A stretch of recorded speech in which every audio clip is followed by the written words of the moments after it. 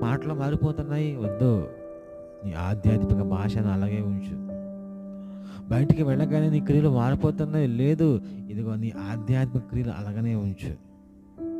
ఎవరో ఏదో అనుకుంటారు. ఎవరో ఏదో పొరపాటు పడతారు.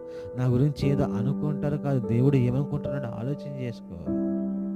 బయటికి వెళ్ళిపోయిన తర్వాత నీ ఆలోచనలు ఎలాగుండాలి? దేవునికి అనుగుణంగా ఉండాలి. అనుగుణంగా ఉండాలి. లోకానికి అనుగుణంగా ఇలాగ ఆలోచన చేస్తే ఆ! వీడికి మెప్పు కాదు. ఇలాగ ఆలోచన చేస్తే నా దేవునికి మెప్పు అని వారిలా మాత్రమే ఉండటానికి ప్రయత్నం చేయొద్దు సుమా. నీవు దేవుని కుమారుడిలా ఉండడానికి ప్రయత్నం చేయాలి. అదే కదా దేవుడు కోరుకుంటుంది. ఆలోచించేయండి. వాక్యము వింటున్నాం.